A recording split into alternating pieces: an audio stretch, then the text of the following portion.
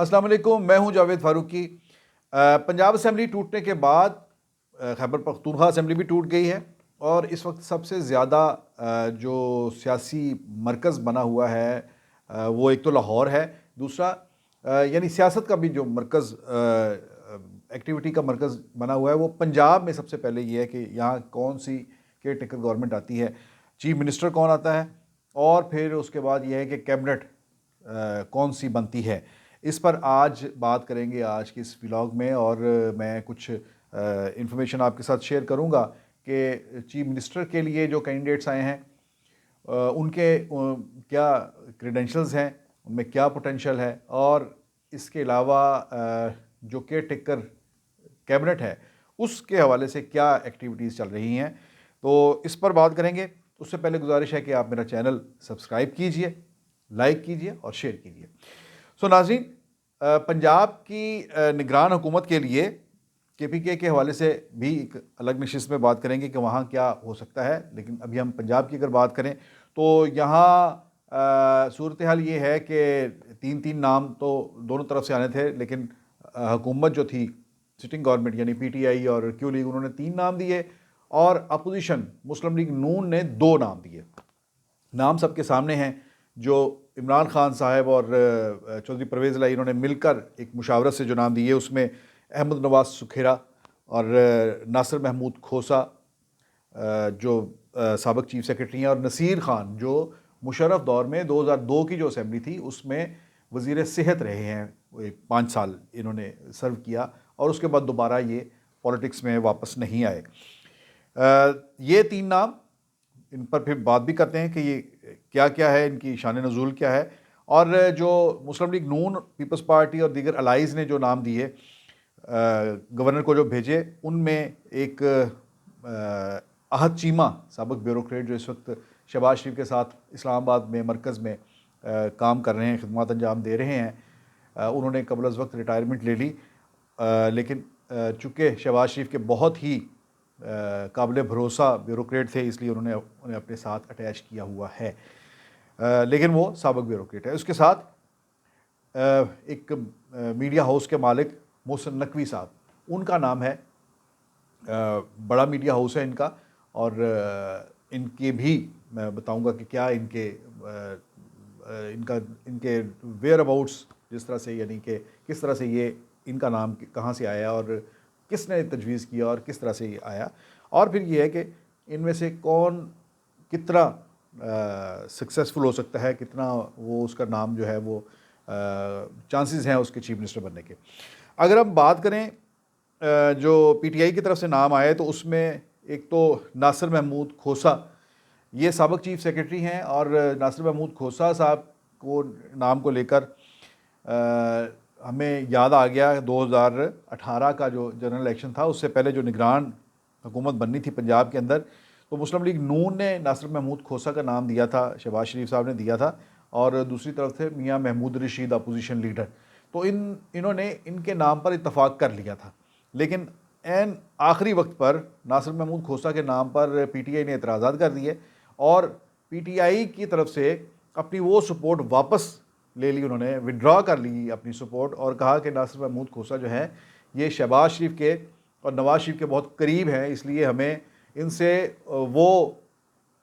हमें खदशा है कि ये वो उस तरह से गैर जानबदारी नहीं दिखाएंगे जिस तरह से एक गैर जानबदार चीफ मिनिस्टर हमें दरकार है निगरान सेटअप के लिए। तो इनके ऊपर ये इल्ज़ामात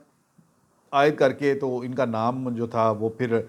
जब इस किस्म के इल्ज़ामात आए तो नासिर महमूद खोसा एक बड़े सीनियर ब्यूरोक्रेट रहे हैं और बहुत बड़ी बड़ी सीटों पर रहे हैं, मतलब चीफ सेक्रेटरी पंजाब रहे हैं और चीफ सेक्रेटरी सिंध भी रहे हैं। तो उनका नाम जो है वो फिर उन्होंने खुद ही माजरत कर ली कि नहीं, मैं अब नहीं बनना चाहता। ज़ाहिर है कि इज़्ज़तदार आदमी इस तरह से वो नहीं अफोर्ड करता कि उसका नाम जो है वो डिस्कस किया जाए उसे मुख्तलिफ़ हवालों से और उसको उसकी शख्सियत जिससे मुतासर होती है, तो उन्होंने अपना खुद ही नाम जो है वो विड्रॉ कर लिया। लेकिन अब इंटरेस्टिंग बात यह है कि अब ये नाम जिस पर पिछले इलेक्शन से पहले PTI ने एतराज़ात किए थे और उन पर शहबाज शरीफ से कुर्बत का इल्ज़ाम आयद किया था, इस बार दूसरे नंबर पर उन्होंने उनका नाम दिया, खुद PTI ने प्रपोज़ किया। लेकिन थोड़ी देर के बाद ही अगले ही रोज़ नासिर महमूद खोसर साहब ने कह दिया कि मैं तो इसमें इंटरेस्टेड ही नहीं हूँ। यानी ये भी एक बड़ी अजीब बात है कि हमारी जो सियासी पार्टियाँ कर रही हैं, इतनी बड़ी एक्सरसाइज करती हैं कि सूबे का निगरान चीफ मिनिस्टर लगना है, तो आपने जिस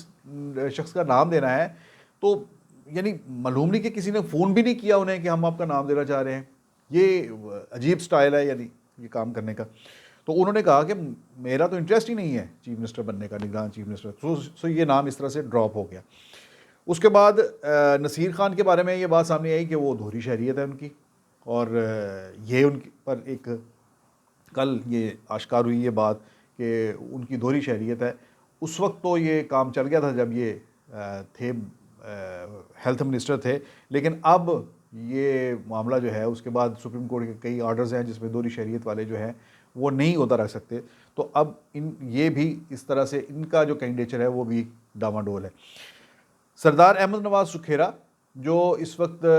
सेक्रेटरी कैबिनेट हैं यानी सर्विंग ब्यूरोक्रेट हैं, उनके बारे में ये पीटीआई ने ये उनका नाम दिया पहले नंबर पर,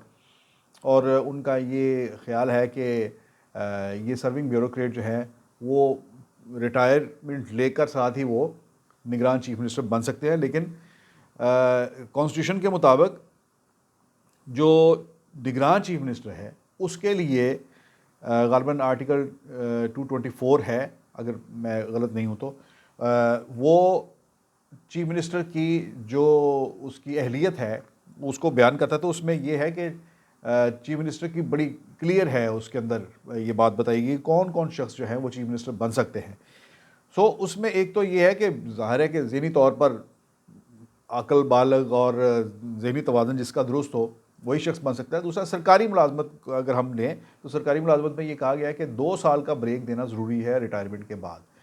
लेकिन फवाद चौधरी ये कहते हैं कि नहीं, रिटायरमेंट के फ़ौरन बाद भी वो कोई भी जो अवामी ओहदा है, पब्लिक ऑफिस जो है वो होल्ड कर सकते हैं। यानी अहमद नवाज सुखेरा इनकी 31 जनवरी को इनकी रिटायरमेंट है, तो उनका ख्याल ये है कि ये किसी भी वक्त रिटायरमेंट लेकर ये चीफ मिनिस्टर बन सकते हैं। आज अगर इनके नाम पर कोई इत्तफाक हो जाता है तो आज ये रिटायरमेंट ले ले और कल ये चीफ मिनिस्टर का हलफ उठा सकते हैं। ये बहरहाल ये डिबेटेबल है बात कि ये कर सकते हैं ये काम या नहीं कर सकते।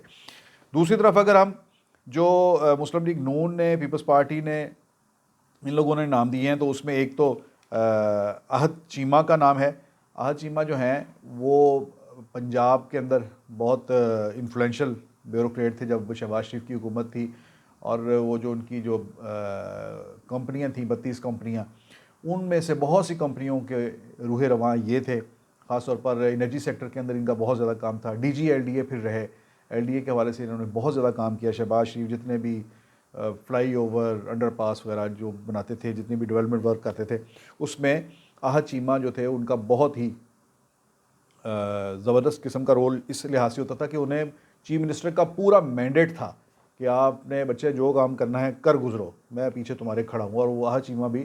दलेर किस्म के ऑफिसर थे। उनके साथ कई कंट्रोवर्सीज़ भी जुड़ी हुई है कि वो कई उनके बारे में ये थे कि करप्शन के केसेस उनके साथ जोड़े गए, जो बाद में जब हुकूमत गई शहबाज शरीफ की तो उनके ख़िलाफ़ नैब फिर एक्टिव भी हुआ, और यही वही जो इल्ज़ामात जो पहले थे वो फिर केसेस की शक्ल इख्तियार कर गए, उसमें उन्होंने लंबी जेल भी काटी। सो अभी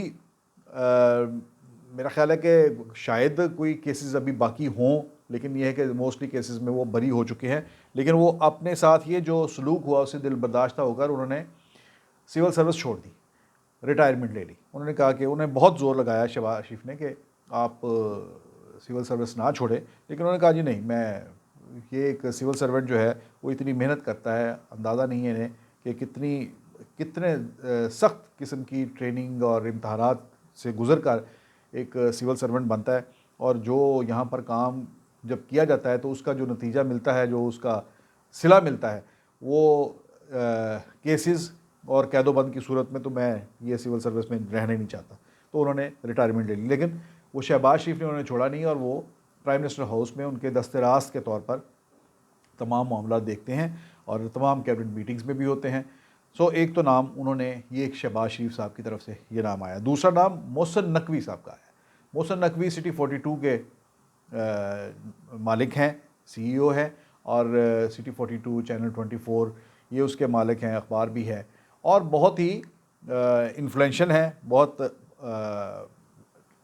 असर व रसूख वाले हैं। ख़ास तौर पर इनका जो ताल्लुक़ है आसिफ अली ज़रदारी साहब के साथ, वो बहुत जो है वो हर किसी को पता है कि कितना कितना ही उनके क्लोज़ हैं। यानी आसिफ अली ज़रदारी साहब जब लाहौर में होते हैं तो और किसी बंदे की उन तक एक्सेस नहीं होती सिवाय मोहसिन नकवी साहब के, और वो आसिफ अली ज़रदारी भी मोहसिन नकवी साहब के ऊपर बहुत ज़्यादा इतमाद करते हैं। और मोहसिन नकवी जो जिस तरह से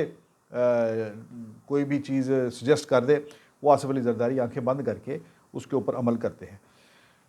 यही एक तो ये वजह है। दूसरा ये है कि मोहसिन नकवी और चौधरी शुजात हुसैन के साहबजादे एक जो हैं वो सालिक, वो ये दोनों जो हैं ये हमजुल्फ़ जिसे कहते हैं, यानी दोनों की एक ही घर में शादी हुई है, हमजुल्फ़ भी हैं। इस तरह से चौधरी शुजात के साथ भी उनका बहुत ज़्यादा ताल्लुक़ है। और ये जब पंजाब के अंदर चीफ मिनिस्टर का इलेक्शन था तो उसमें जो क्यू लीग का जो लेटर था जो चौधरी शुजात ने जारी किया था कि उनकी पार्टी के लोग किसको वोट दें, उस सारी एक्सरसाइज में मोहसिन नकवी का बड़ा अहम रोल था। और जितनी भी मीटिंग्स हुई ख़ास तौर पर आसिफ अली ज़रदारी और चौधरी शुजात हुसैन के दरमियान, वो तमाम मीटिंग्स जो थी वो मोहसिन नकवी ने ये तमाम मीटिंग्स जो थी अरेंज की थी। और कई मीटिंग्स खुद मोहसिन नकवी के घर पर हुई। और आखिरी जो लेटर जो चौधरी शुजात हुसैन ने जारी किया था वो मोहसिन नकवी के हाथ का ही ड्राफ्ट किया हुआ था। ये यहाँ तक की ये इतलात है और ये बड़ी ऑथेंटिक इतलात हैं। सो कहने का मतलब ये है कि ये आसिफ अली ज़रदारी और चौधरी शुजात के एक मुश्तरका कैंडिडेट भी कहा जा सकता है इन्हें। और इसके अलावा इस्टेब्लिशमेंट के अंदर भी उनके बहुत अच्छे लिंक्स हैं। तो एक उनका हवाला एक ये भी दिया जाता है। ये सारे जो 5 कैंडिडेट्स हैं, इन पर जो 3 दिन थे जिसमें दोनों चीफ मिनिस्टर और अपोजिशन लीडर ने इत्तेफाक करना था, वो दिन तो गुजर गए। अब पार्लिमानी कमेटी बन गई है, 3 हुकूमत के और 3 अपोजिशन के अरकान, ये 6 मेंबर्स की जो कमेटी है। अब इसका टाइम शुरू हो गया। इन्होंने 3 दिन के अंदर इनमें से एक बंदे को chief minister, care taker chief minister जो है वो मुंतखब करना है। लेकिन जो हमारी बात हुई मुस्लिम लीग नून के अंदर भी ख़ास तौर पर और पीटीआई के अंदर भी, वो वहाँ पर कोई भी इस बात पर जो है वो नहीं इतने एतमाद से नहीं कहता कि ये कमेटी भी किसी नतीजे पर पहुँचेगी। और ये कहा जा रहा है कि ये भी 3 दिन ऐसे गुजर जाएंगे और अल्टीमेटली पंजाब के केयर टेकर चीफ मिनिस्टर का जो फैसला है वो चीफ इलेक्शन कमिश्नर ही करेंगे। और उसमें भी ये मैंने जैसे पीटीआई के 3 नाम जो हैं उनके बारे में गिनवाया कि नासिर महमूद खोसा जो है वो रिफ्यूज़ कर चुके हैं, नसीर खां उनकी दोहरी शहरियत है, और अहमद नवाज सुखेरा जो है वो सर्विंग ब्यूरोक्रेट हैं। अच्छा, नून लीग की तरफ अगर आ जाए तो उसमें भी आहद चीमा जो है, जैसे मैंने अहमद नवाज सुखेरा के बारे में कहा कि कानून ये कहता है कि कोई भी सरकारी मुलाजम रिटायरमेंट के बाद 2 साल का उसे ब्रेक देना होगा कोई भी पब्लिक ऑफिस होल्ड करने के लिए। तो ये एक जो उनके ऊपर जो अगर ये पाबंदी आती है तो यही चीज़ अप्लाई होती है आहद चीमा के ऊपर भी। आहद चीमा को भी अभी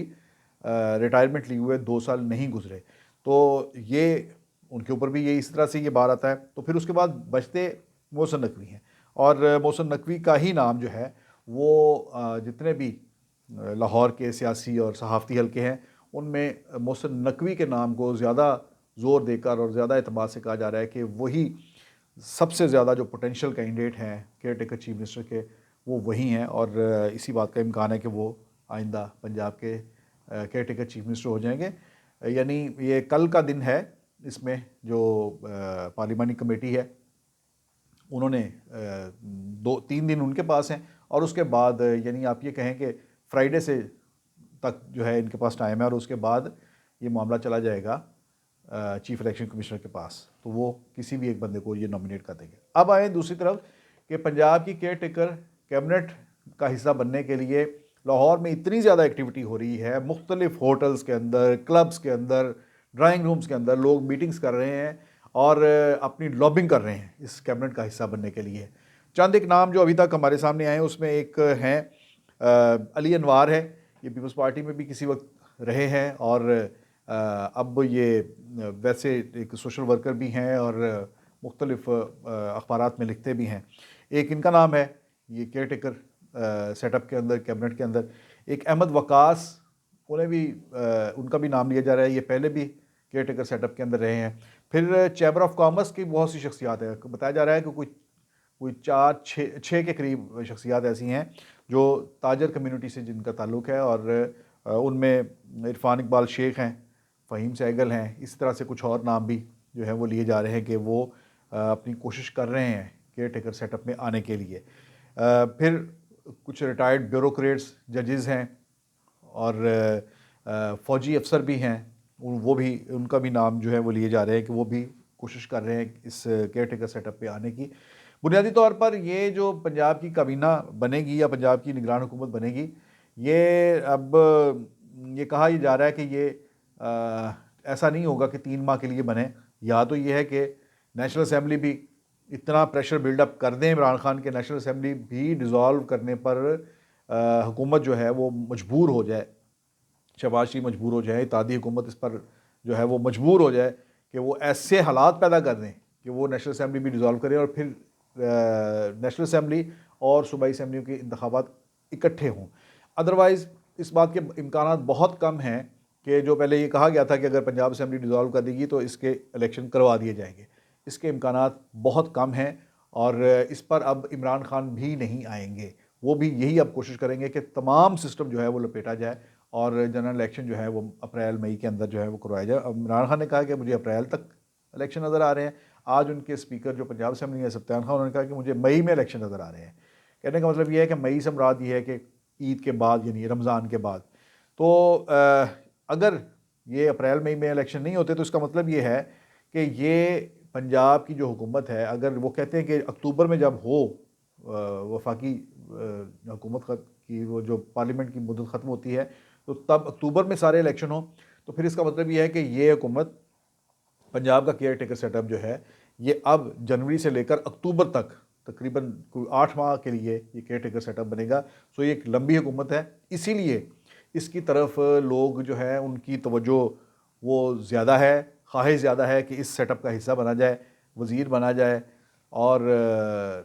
जो लंबी मौजें जो हैं, तवील दौरानिए की मौजें जो है 2.5-3 महीने की नहीं, 7-8 माह की, 10 माह की जो मौजें जो हैं वो लूटी जाए। तो ये सब कुछ चल रहा है। देखते हैं कि आने वाले दिनों में किस तरह से ये चीफ मिनिस्टर के हवाले से ऊँट किस करवट बैठता है और उसके बाद सूबाई काबीना किस तरह से जो है वो बनती है। ताहम ये बात ज़रूर है कि अगर मोहसिन नकवी चीफ मिनिस्टर बनते हैं तो ये एक बड़े इंटरेस्टिंग मूव होगी, जिसमें यानी ये पंजाब तो है पीटीआई और मुस्लिम लीग नून के दरमियान इस वक्त तकसीम हुआ नज़र आता है, लेकिन अगर आसिफ अली जरदारी वो वहाँ से बाबा जी उठे हैं कराची से और आकर लाहौर में बैठे हैं और अपना चीफ मिनिस्टर, निगरान चीफ मिनिस्टर बनाकर चले जाएं, तो फिर एक बार फिर ये बात होगी कि एक जरदारी सब पर भारी। लेकिन देखते हैं क्या होता है आने वाले दिनों में। 2-3 दिन के अंदर ये सारी सूरत हाल वाज़ेह हो जाएगी। इजाज़त दीजिए, अल्लाह हाफ़िज़।